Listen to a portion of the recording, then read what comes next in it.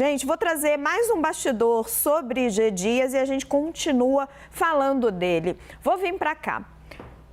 Tem um trecho ali da CPMI que fica muito claro e ali G. Dias se complica muito e é isso que eu quero detalhar para vocês. Câmera 1. A quebra do sigilo telefônico de Saulo Moura da Cunha, ex-diretor da ABIN, Agência Brasileira de Informação, confirma que o general Gonçalves Dias pediu para ter o seu nome retirado do relatório da ABIN, que foi enviado à CPMI. As mensagens foram reveladas hoje oficialmente pela relatora Elisiane Gama durante os seus questionamentos ao ex-chefe do Gabinete de Segurança Institucional. A senadora vai questioná-lo sobre o assunto e ela menciona, inclusive textualmente, parte dessas mensagens. Eu fui apurar o que estava ali nessa troca de mensagens, conversei com membros da CPMI, isso ainda é sigiloso, mas a troca de mensagens reveladas na quebra do sigilo é a seguinte, a gente vai colocar uma ilustração para vocês. G. Dias diz, na troca de mensagens, será que meu nome pode ser retirado daquela relação? Ele continua, ela ia ser entregue ao Espiridião. Alguém mais sabe? Pode tirar o meu nome? No que Saulo responde, claro, o senhor não era parte da operação. A relação a que G. Dias está se referindo é um relatório que foi enviado ao senador Espiridião Amin sobre quais pessoas haviam recebido alertas de WhatsApp sobre riscos de invasão dos prédios dos três poderes. A existência dessas mensagens foi revelada semanas atrás pelo nosso âncora aqui da CNN, Leandro Magalhães. No depoimento hoje, G. Dias repetiu o que ele já vem dizendo. Ele negou ter fraudado o relatório e disse que essa era uma ferramenta informal. Aliás, a gente tem essa sonora, o nosso time separou para vocês. Ele disse que não ordenou a adulteração do relatório da ABIN. O relatório foi enviado ao Congresso e na versão que, segundo G. Dias, foi adulterada, continha que ele estava em um grupo de WhatsApp que foi enviado um alerta sobre os atos de 8 de janeiro. Acompanhe. No primeiro documento que o Saulo despachou comigo e trouxe uma minuta, estava lá meu nome, pessoal. Todas as mensagens trocadas com Saulo foi para o meu telefone particular, para o telefone particular dele. Eu nunca fui usuário de um grupo de WhatsApp, nunca. Especificamente esse grupo de WhatsApp. Estavam os senhores no início de governo, 5 dias. Para os senhores terem noção, eu trabalhei com Saulo desde 2003. Quando eu cheguei na presidência em 2003, o Saulo era assessor parlamentar do GSI, trabalhando com o general Félix. Foi no meu conhecimento, foi onde eu conheci e trabalhei inicialmente com Saulo.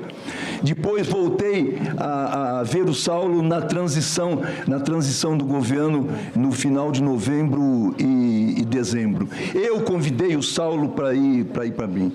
O Saulo, na realidade, tudo que ele falou aqui é exatamente a expressão da verdade. O que está no celular é a expressão da verdade. Eu sugeri, logicamente, que ele tirasse o nome. Se ele não tirasse...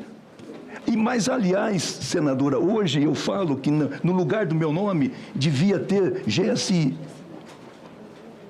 Era mais palatável, porque era órgão. Esse, para mim, é o trecho mais complicado e é onde ele mais se embanana, Yuri. Porque ele diz que era uma conversa particular do WhatsApp dele para o WhatsApp do Saulo, do ex-diretor da ABIN. Só que nós estamos falando do ministro de Estado, do diretor da Agência Brasileira de Inteligência, sobre um relatório enviado para a Comissão Parlamentar de Inquérito sobre mensagens de alertas do dia do golpe. Assim, não importa muito muito se era o WhatsApp pessoal, telefone pessoal, um telefone do governo. Eu não entendo muito bem onde ele quer chegar com esse tipo de defesa. Pode ser que ele tenha feito isso. Ah, não, vamos evitar o impacto político, então tira meu nome daí e a gente não coloca. Mas é o tipo de coisa que não se pode fazer e ele não vai conseguir se defender dizendo, olha, eram trocas particulares ali, uma conversa com uma pessoa que eu conheço há muitos anos. A impressão que dá, Raquel, e de fato, quer dizer, para os bolsonaristas, essa questão da alteração no relatório sempre foi um dos caminhos mais promissores para explorar ali o depoimento de G. Dias e, de fato, ele não consegue ser tão convincente, não consegue ser convincente nessa explicação de por que isso foi feito. E a impressão também que pude colher ali ao longo do depoimento, nesta primeira parte do depoimento, antes do intervalo do almoço, é de que havia um foco de preocupação tão grande com o dia da posse, 1º de janeiro, e em que houve tranquilidade, que deu tudo certo, nenhum caso grave ocorreu ali de falha de segurança, nem nada do tipo, foi um evento bem sucedido, que a impressão que muita gente ficou é de que aquela primeira semana, eu ouvi essa expressão, o pessoal soltou a gravata e deu uma descuidada, uma relaxada, e isso acabou pagando, e todos pagaram um preço muito alto por isso, em especial nessa questão da inteligência, porque de fato não faz o menor sentido, ainda que os vários informes que foram dados, as várias mensagens que circularam nesses grupos, elas têm alguns momentos, inclusive contraditórios, pelo que a gente teve de conteúdo, mas não é o WhatsApp que tem que se fazer esse tipo de comunicação sem ser algo de fato institucional. Mas a questão é que, a exemplo de nós jornalistas, que tudo bem, a gente está num momento de lazer fora aqui da redação, do estúdio, mas a gente tem contato com uma informação nova, a gente vai trabalhar em cima dela, a gente vai apurar e vai noticiar se for o caso, se for algo tão relevante que não possa esperar o dia seguinte da volta ao expediente. Da mesma forma, deveria valer para uma autoridade que está numa posição tão sensível quanto o Gabinete de Segurança Institucional e diante de tudo que já estava vindo a público naqueles dias. Então, de fato, nessa explicação, G. Dias não consegue ser convincente e deixa este flanco que passa a ser bastante explorado pela oposição e além de todas as questões que envolvem diretamente as falhas que levaram também ao ataque ao Palácio do Planalto. Thaís e o Yuri foi no ponto, né? Quando a gente recebe qualquer profissão, né? Seja você, nós como jornalistas, um médico, etc. Você recebe uma informação sensível, um médico recebe um alerta de um paciente, não importa se você está no horário do expediente, por que e-mail você recebeu, você vai atrás de resolver o problema, né? Então, se ele recebeu um alerta de que tinha alguma coisa errada, enfim, não importa se chegou pelo número particular dele ou não. Mas, ademais disso, eu queria que você se debruçasse na questão dele ter pedido. E ele diz que fez um pedido, não era uma ordem para que ele falsificasse um relatório, era só um pedido vindo de um ministro de Estado para retirar o nome dele da lista de pessoas que tinham recebido esse alerta num relatório oficial para uma CPMI. Raquel, concordo com o Yuri, acho que de fato esse é o ponto mais sensível e a gente tem que lembrar também que, na verdade, G. Dias é o personagem central para a instalação de fato dessa CPMI. Foram as revelações das imagens dele ali no Palácio do Planalto, aqui pela CNN, que mudaram todo o cenário e acabaram impulsionando a instalação dessa CPMI. Então, esse depoimento hoje tem esse caráter de ser o personagem central para a instalação dessa comissão de investigação na seara política. E é claro que a oposição quer explorar isso e vai explorar isso com bastante afinco.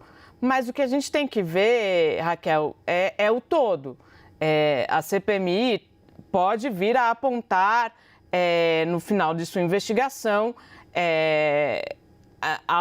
omissão, algum outro cometimento de possível crime de G. Dias, pode ser, mas a gente tem que olhar o todo. o todo nos mostra que, como a gente já disse aqui, houve uma série de falhas. E o que a investigação está querendo entender agora, e digo aqui a investigação criminal, é se essas falhas foram propositais. Então, este é o ponto, este é o debate.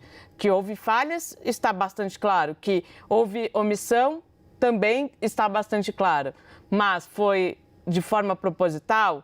E qual era o objetivo disso? Quem foram os mandantes dessa suposta omissão, suposta falha proposital, Raquel? Perfeito, Thaís. É preciso entender todo o filme, né? Chegar aos mandantes do golpe, a quem financiou. Tudo isso precisa ser esclarecido. A gente não vai esquecer nunca quem é que entrou pela esplanada dos ministérios, né? Apoiadores do ex-presidente Jair Bolsonaro. Mas aí a gente precisa também chegar em todas as omissões, propositais ou não, de todos os responsáveis para que aquilo lá nunca mais se repita.